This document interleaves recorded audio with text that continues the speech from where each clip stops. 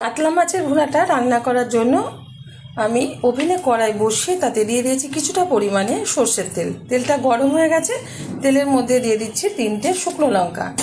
আমি কিন্তু খুব লাল লাল করে ভাজবো না, তাহলে কিন্তু কালারটা নষ্ট হয়ে যাবে। যাতে শুকনো লঙ্কার কালারটা আসে ভুনার মধ্যে, সেইভাবেই আমি ভেজে তুলে নেব। আজকে একটু নতুন স্বাদে কিন্তু কাতলা মাছের ভুনাটা বানাবো। অনেকে অনেক রকমভাবে বানিয়ে থাকে, তো আজকে আমি আমার স্টাইলে করে দেখাচ্ছি। লঙ্কাটা কিন্তু ভাজা হয়ে গেছে, এর থেকে আর বেশি ভাজবো না। তুলে নিচ্ছি একটা পাত্রে।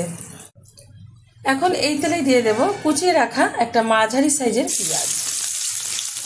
এটা কিন্তু লাল লাল করে ভেজে তুলে নেবো। এর মধ্যে কোনো নুন আর হলুদ ব্যবহার করবো না। পেঁয়াজগুলো ভেজে তুলে নিয়েছি একটা পাত্রে। এখন এই তেলেই দিয়ে দেবো কিছুটা পরিমাণে পুদিনা পাতা।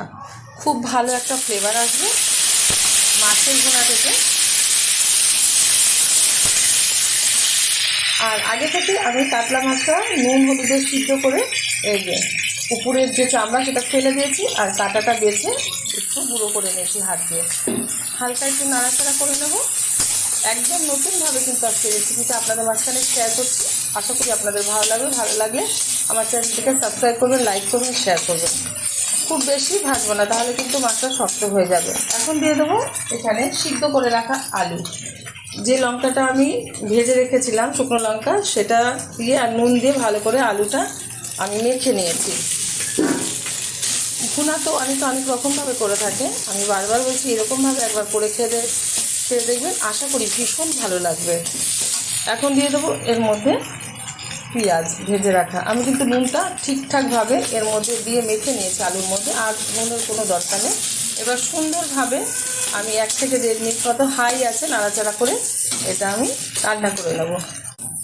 সুন্দরভাবে হাই আছে 1.5 মিনিট মতো এটা আমি রান্না করে নিলাম।